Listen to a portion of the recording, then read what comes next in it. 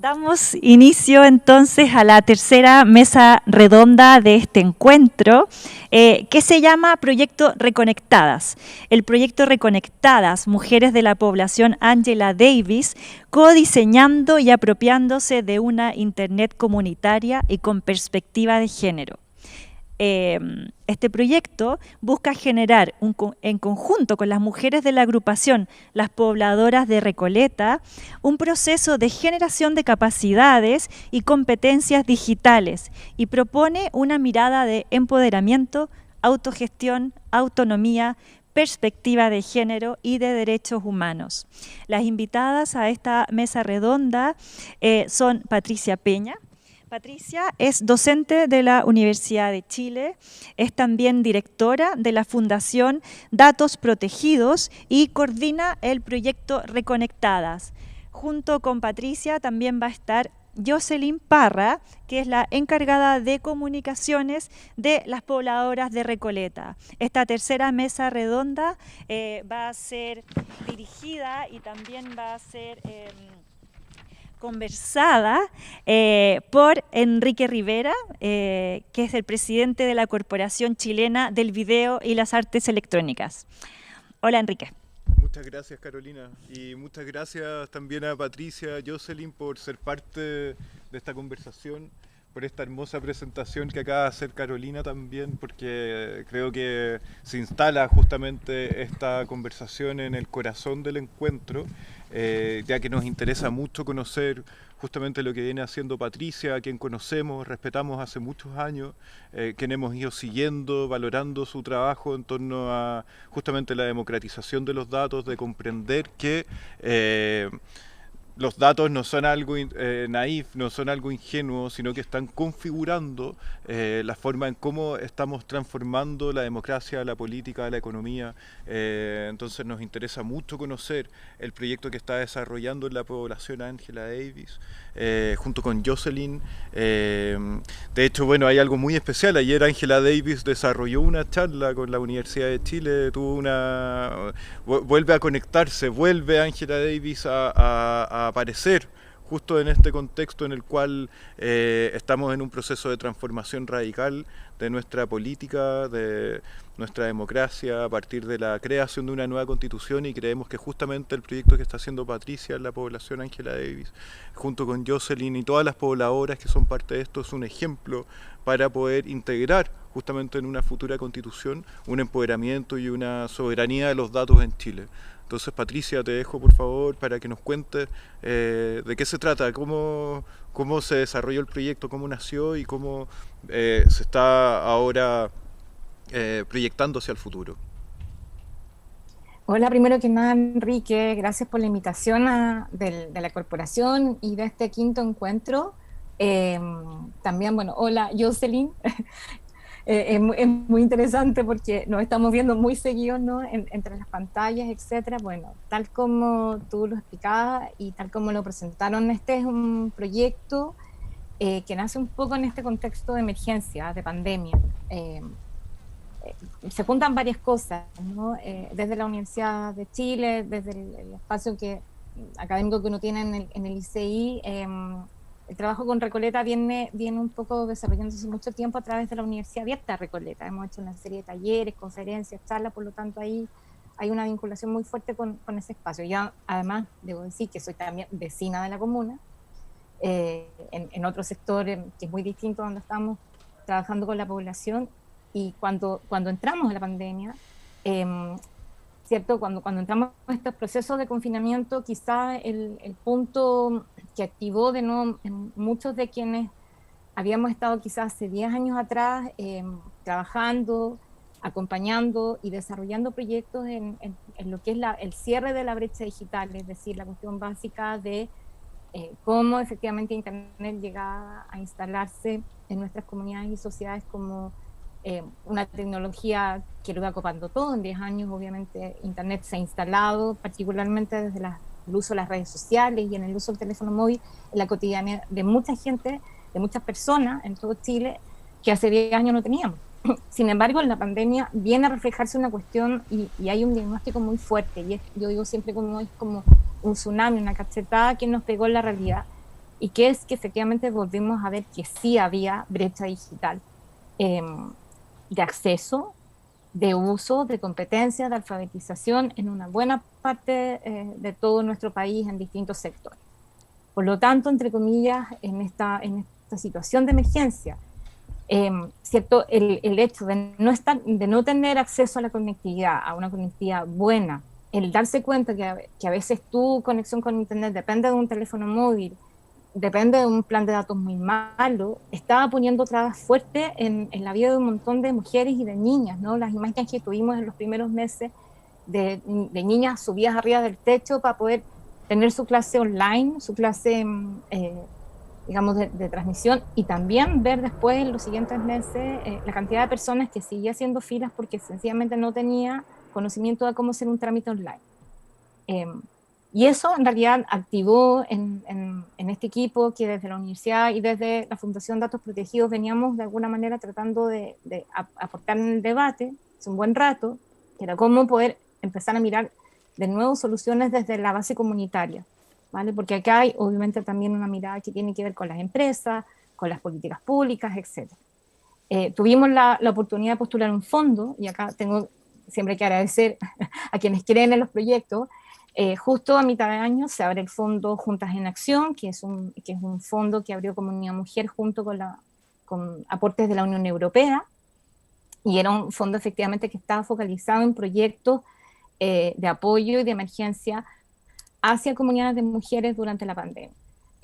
Pudimos postular, el proyecto propone básicamente abordar dos dimensiones, y ya voy a explicar después, para que también Jocelyn cuente un poco cómo es el involucramiento y la participación, porque este es un proyecto que vamos construyendo en conjunto, que tenía que ver, en el fondo, con saber que íbamos a ir a un territorio en donde no era solamente el problema de la conectividad, sino que también había un problema más básico, que era entender que no necesariamente todas las mujeres, ni todas las vecinas, ni todas las personas que están ahí, obviamente tenían las competencias o se estaban dando cuenta que efectivamente estaban usando ciertos recursos, ciertos servicios de Internet, cuando en realidad hoy día estamos viendo que nuestra vida depende, entre comillas, en lo bueno y lo malo que significa esto hoy día, del poder conectarse, ¿ya?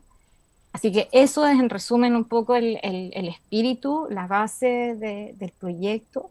Es un proyecto que para los meses que vamos a tener adelante y para lo que también queremos seguir caminando, era muy importante esta palabra del codiseño.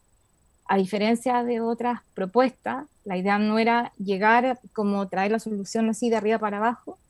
Hemos tenido suficiente aprendizaje de las perspectivas latinoamericanas, de lo importante que es hoy día trabajar con y desde las comunidades. O sea, estos proyectos necesitan el involucramiento de aquellos que antes uno considera como los beneficiarios, ¿no? De hecho, todavía muchos fondos de postulación te preguntan por quiénes van a ser los beneficiarios o las beneficiarias. Acá la mirada es totalmente opuesta. Jocelyn para mí hoy día es como la socia, junto con Paula, todas las mujeres de la agrupación, porque sabemos que efectivamente eso es una cuestión importante para que el proyecto también sea sustentable en el tiempo. Más allá de lo que podamos ir avanzando en lo típico que te permite un financiamiento, ¿no? Muchas gracias, Patricia. Jocelyn, yo te quisiera preguntar, y después vamos a volver a Patricia, porque muchas preguntas surgen a partir de lo que estás planteando, ¿no? Jocelyn, entonces yo te quería preguntar a propósito del nacimiento de la población Angela Davis, porque consideramos que vale mucho la pena conocer sus orígenes. Cuéntanos, por favor, cómo surge la población. Hola a todos, saludarlos, agradecer el espacio. Mi nombre es Jocelyn Parra, vivo y soy dirigente de la misma población Angela Davis, así que un orgullo representarla acá y ahora también un orgullo representar a la agrupación Las Pobladoras. La población Angela Davis nace más o menos desde el año 71, 73, con una toma que llegó más o menos en Recoleta, una de las tomas más grandes que había en este sector, porque fueron muchas tomas en realidad, pero esta poderosa era la Angela Davis, que fue liderada en su mayoría por mujeres, quienes por votación popular decidieron ponerle este nombre de esta revolucionaria afroamericana feminista, y se quiso llevar este nombre de Angela Davis. En la actualidad, nuestra población se llama Villas Héroes de la Concepción en papeles, pero históricamente nosotros seguimos rescatando este nombre poderoso de Angela Davis, y así nos presentamos en todos lados. Para rellenar papeles, claro, hay que poner el otro nombre, que es un poco fome, pero nos gusta esta riqueza histórica que tiene el nombre de Angela Davis. Ya, como les mencionaba, soy hija de dirigente social que llegó a las tomas, que se pusieron a parar las medias aguas, que recibieron los primeros proyectos de urbanización en el territorio. Es hasta ahora una organización y un territorio súper poderoso, súper rico en participación comunitaria. Hay muchas organizaciones sociales, con la pandemia se acentuó mucho más la participación comunitaria, y yo orgullosa de vivir acá, de tener esta historia, de haber luchado con mi mamá, de haber luchado con mi familia, con los vecinos, de volver a conectarnos hoy día nuevamente en una olla común, como se hacía en esos entonces también, cuando yo era muy pequeña. Y bien, tiene una historia súper poderosa, súper enriquecedora, y queremos nosotros como organizaciones sociales seguir este legado de fuerza, de energía, de lucha. Qué potente, Jocelyn. Muchas gracias. Nosotros, bueno, ayer tuvimos el inicio de la conversación. El inicio de este encuentro se dio con Sonia Pérez y Olga Toro, quienes desarrollaron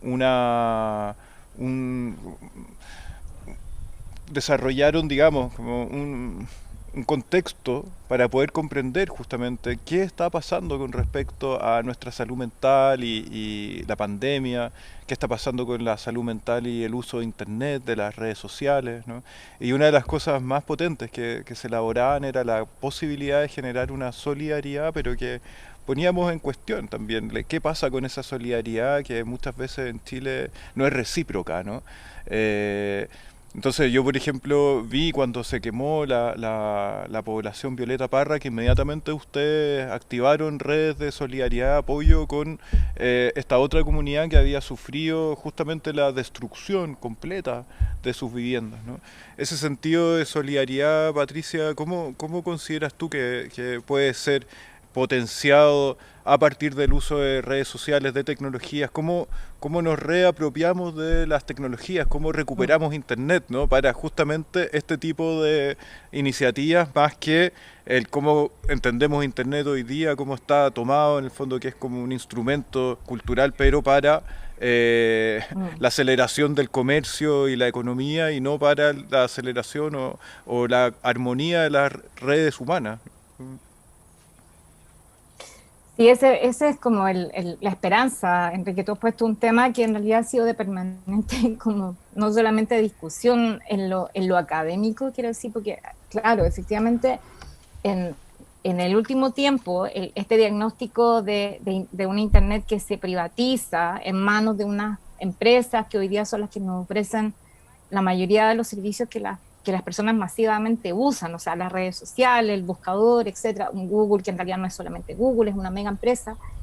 Y yo creo que un punto muy importante que siempre ocurre en América Latina, particularmente países como Chile, que tienen que ver también con que sí encontramos, a pesar de toda esta discusión que ustedes planteaban ayer, por ejemplo, de lo que nos ha planteado la extracción de datos que hacen las plataformas, el entender por qué efectivamente hoy día Facebook, Instagram o la red social que tú uses te muestra lo que te está mostrando, por qué la dependencia, por ejemplo, con usar solamente ciertos sistemas de mensajería y no otros. Yo creo que lo que ha pasado efectivamente en América Latina en los últimos 5 años y en particular en el último año, con estas crisis que hoy día son sociales, políticas y sanitarias, es que nos volvieron también a mostrar esta otra capacidad que está como en el origen de Internet. Recordemos, quienes hemos vivido de alguna manera esta historia de Internet en América Latina, Internet era la promesa, por supuesto, al principio de poder tener herramientas y poder tener una red, un espacio de comunicación comunitaria y que estuviera al servicio efectivamente de un proyecto mucho más social. O sea, fue una época muy rica, por ahí entre el 2005, el 2007, quizá antes del 2010, en que lo que más se estudiaba, por ejemplo, era justamente esta virtud de Internet a la hora de permitir articular comunidades no solamente en lo online, o sea, las comunidades virtuales, como les llamábamos en algún momento, sino que también tuviera eso un correlato en el territorio, ¿vale? Porque al final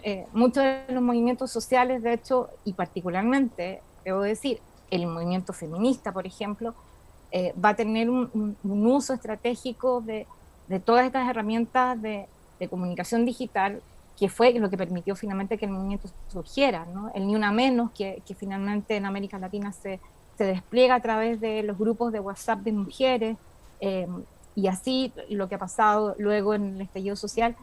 Creo que justamente es volver a mirar ese uso que hacemos todos en el cotidiano, que tiene que ver con esta necesidad de conectarnos y de coordinar, es lo que nos está mostrando un poco también cómo podemos avanzar hacia una salida a lo que tú decías, ¿no? Cómo volver a recuperar, cómo volver a reapropiarnos de Internet. Solamente que tiene que ver con un proceso, yo creo que muy fuerte hoy día, de volver también a reconocer que hay una gran carencia, una gran falta, también en relación a educarnos respecto de lo que era y prometía Internet, ¿te fijas? O sea, hubo un momento en que programas de alfabetización digital, por ejemplo, que es algo que en Chile se dejó de tener como política pública, se dejó de financiar. Hace 10 años atrás teníamos infocentros, telecentros comunitarios, que eran espacios comunitarios para justamente suplir la falta de acceso a un computador, porque antes para conectarte a Internet necesitabas un computador, que sigue siendo hoy día un recurso muy difícil, que no en todas las familias, en todos los sectores eso está resuelto. Esas políticas públicas, esa mirada se dejó de tener. O sea, me acuerdo que hace 5 años atrás me tocó trabajar entre el 2005 y casi el 2012 en proyectos de infocentro. Se dejó de financiar. De hecho, hubo un montón de lugares en Chile en que esos equipos se sacaron, se cerraron los infocentros, ni siquiera se los consideró, o ni siquiera hubo una oportunidad de decir, bueno, ¿por qué no dejamos esta infraestructura que ya está aquí y dejémosela a las organizaciones comunitarias? Dejémosela o sea, capacitemos las organizaciones para que se hagan cargo de esta infraestructura. Entonces creo que ahí hay un desafío que nos está mostrando, está un poco como recorrido que te estoy haciendo, en que justamente al final, claro, son situaciones de emergencia, son situaciones como un incendio, como las huellas comunes. Las huellas comunes hoy día en casi todo Chile funcionan gracias a WhatsApp, ¿vale? O sea, la articulación que al final se encuentra en ese uso de esa tecnología que podemos decir, sí, WhatsApp es del imperio de Facebook, pero tiene esa connotación social que de otra manera no permitiría a muchas personas encontrar y entender qué significa finalmente coordinarse, qué significa finalmente volver a articular redes de apoyo, redes de solidaridad, redes de emergencia finalmente. Qué potente. Jocelyn, cuéntanos de qué forma ustedes están asimilando este contexto en la población, el uso de las redes. Cuéntanos de qué manera ustedes han venido apropiándose, por favor, de estas tecnologías y cómo ven ustedes que se puede también integrar en otras comunidades, en otras poblaciones, este mismo uso, esta misma metodología. Claro, nosotros con las pobladoras, los centros culturales, las juntas de vecinos, hemos creado muchos grupos de WhatsApp vía la pandemia, porque justamente nosotros antes hacíamos casa a casa, las convocatorias eran a través de papelógrafos, donde invitábamos a los vecinos, pero hoy día donde nos tuvimos que encerrar, tuvimos que crear estos medios, estos grupos por Facebook, grupos por Instagram, los grupos de WhatsApp, y vimos la necesidad que había en llevar Internet también a nuestras adultas mayores, a nuestros jóvenes, a las mujeres dueñas de casa, porque vemos, por lo menos en esta población o en este territorio, que es muy difícil la conectividad, es muy cara, somos una zona roja, donde no tenemos una variante cantidad de compañías de Internet que puedan venir a ofrecernos servicios. Tenemos una o dos a mucho, y son muy altas. entendiendo que estamos en una población que fue toma, donde la clase que vive acá es trabajadora, asalariada y endeudada, cuesta mucho cancelar 40.000 pesos mensuales para tener un internet como corresponde, y un poco, porque la señal igual es mala, aunque pagué los 45.000 pesos. Y nos vimos en la necesidad de arriesgarnos también a salir a las calles porque la gente no tiene el acceso. ¿Ya? A nosotros nos parece este proyecto absolutamente acertado. Necesitamos educarnos. Agradezco a Patricia que nos haga los talleres los días sábados, que nos entrega los datos de otras plataformas, que no sea solo Google. ¿Ya? Y ahí estamos todas en tareas, incluso tenemos tareas para la casa. ¿Ya? Y nosotros después esto lo vamos a replicar con nuestras vecinas para que también se informen, para que también sepa que tenemos que ya empezar a buscar otro tipo de ayuda en otras instancias, pero para esto el puntapié inicial va a ser entregar un poquito de este internet comunitario para que la gente empiece, por último, porque imagínate, ahora nos dieron un montón de soluciones que teníamos que hacerlas mediante internet y nuestras casas se tuvieron que abrir para ayudar a la comunidad. Tuvimos que hacer de asistentes sociales, ¿ya? Y vemos de manera urgente la necesidad de tener internet al alcance de todos y todas. Así es.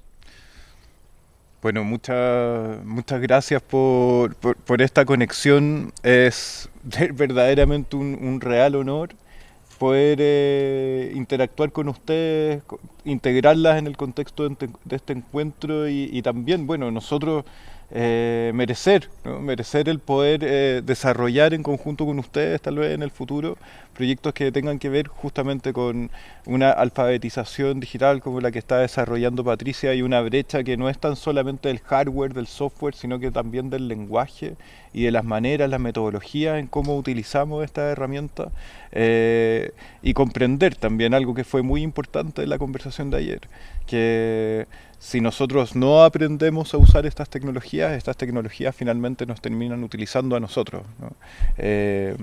Y bueno, muchas gracias Patricia, muchas gracias Jocelyn y esperamos poder encontrarnos pronto en persona y desarrollar potentes cosas juntas. Chao. No, gracias a ustedes, Enrique. O sea, desde ya, más que invitado. Esta tercera mesa redonda. Le agradecemos a Jocelyn, le agradecemos a Patricia y también a Enrique por esta potente tercera mesa. Y vamos a un pequeño intermedio de 15 minutos y volvemos con la cuarta mesa. La cuarta mesa se llama Cartografías del Conocimiento. Nos vemos en ella.